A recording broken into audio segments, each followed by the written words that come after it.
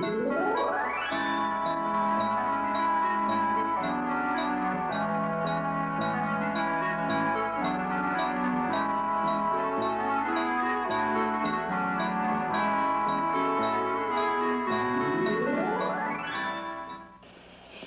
we think of plantation days in Alabama, we get a lot of mental pictures.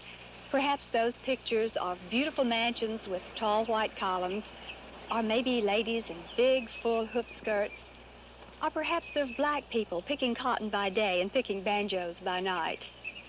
Or maybe we have mental pictures of steamboats floating up and down the river, or the sweet smell of honeysuckle as it floats on a soft, warm summer breeze. No doubt, some of these things actually describe Alabama during the plantation era. Yet, not all people lived in the big plantation mansions or owned slaves. Though 95% of the people of Alabama lived in the country, it was a very small percentage who lived in the big, beautiful antebellum mansions and who owned the majority of the slaves. During those days, there were many very, very poor white people, but there were also some free black people. These are facts that you may not have known before, because we have a tendency to stereotype or take the little bit of information that we may have and think that that information applies to everybody and everything in any particular time in history. For example, some people think that all Indians look alike, and they think that all Indians carry tomahawks and still wear Indian war bonnets. We know this is not true. Some people think that all blacks are alike, or that they think that the only cause of the Civil War was slavery. We have to be careful about our information, and we must continue to learn and keep an open mind. In earlier lessons, we have talked about Indians. We have talked about the white settlers and later plantation owners. We even talked a little about African origins of some of the black people in Alabama when we discussed the beginnings of slavery in Alabama. Let's take a closer look at the black people of Alabama, where they came from, and how they contributed their skills toward making Alabama the state we know today. In Africa, there were many contrasts in the past, just as there are contrasts today.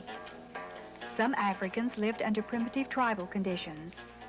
It is true that some did, but it's also true that some were kings and nobles. Some lived in wealth and splendor, by anyone's standards. The capitals of their kingdoms served as centers of trade and culture. You see, just as there were many Indian tribes in early America who spoke different languages and had different customs, so were the Africans. Slavery did not begin with the introduction of black slaves to America. African people had known slavery for years.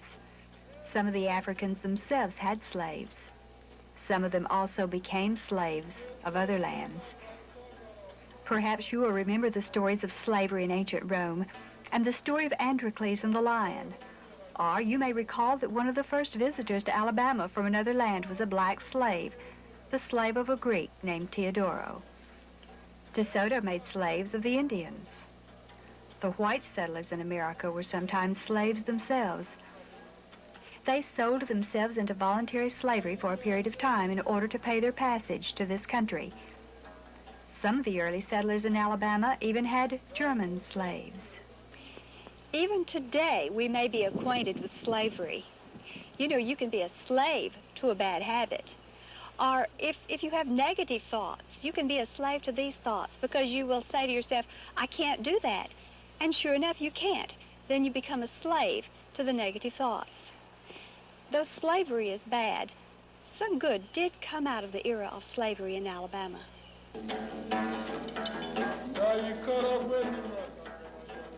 Yes, some good did come out of slavery, and it was partially due to the talent and artistic ability of the slaves.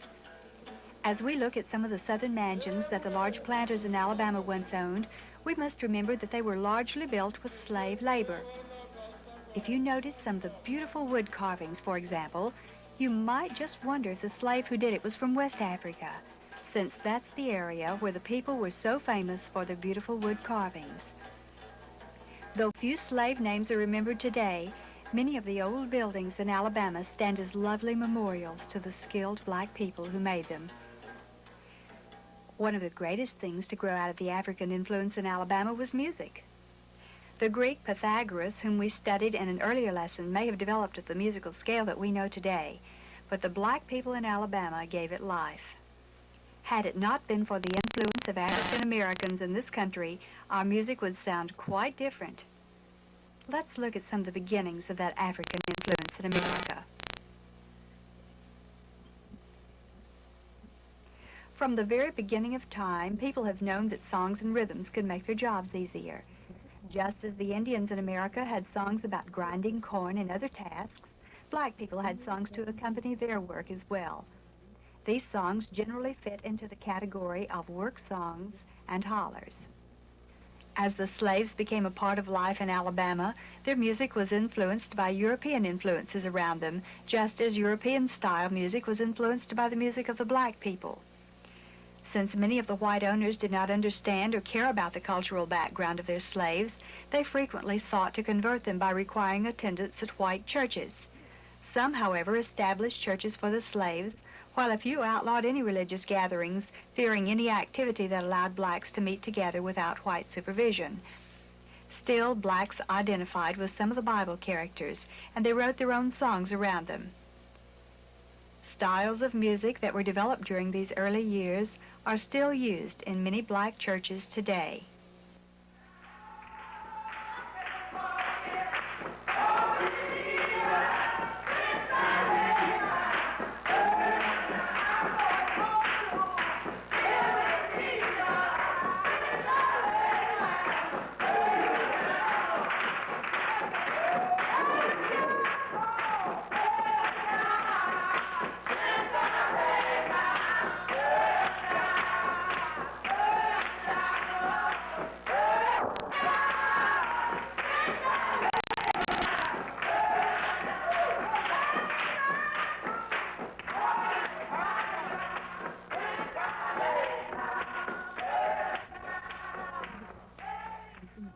Let's visit our puppet friends and hear their interpretation of an old spiritual, These Bones.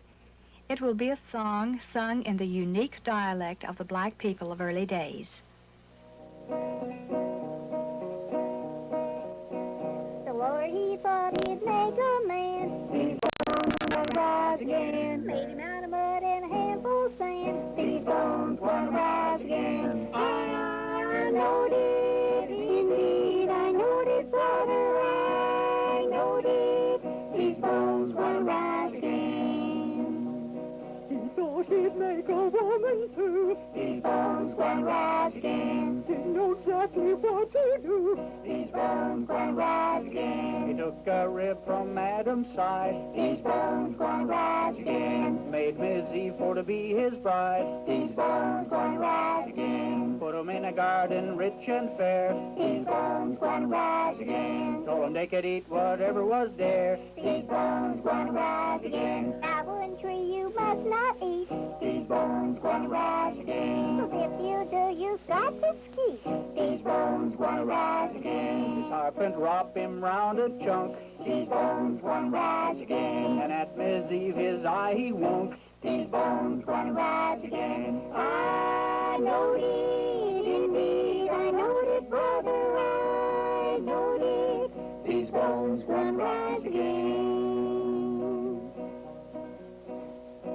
The Lord he come with a monstrous voice. These bones gonna rise again. Shook this old earth to its joist. These bones gonna rise again. Adam, Adam, where art thou? These bones gonna rise again. Yes, good Lord, I was coming now. These bones gonna rise You again. stole my apples, I believe. These bones gonna rise again. No, Master Lord, I suspect 'twas Eve. These bones gonna rise again. From this garden you must get. These bones gonna rise And again. earn your living by your sweat.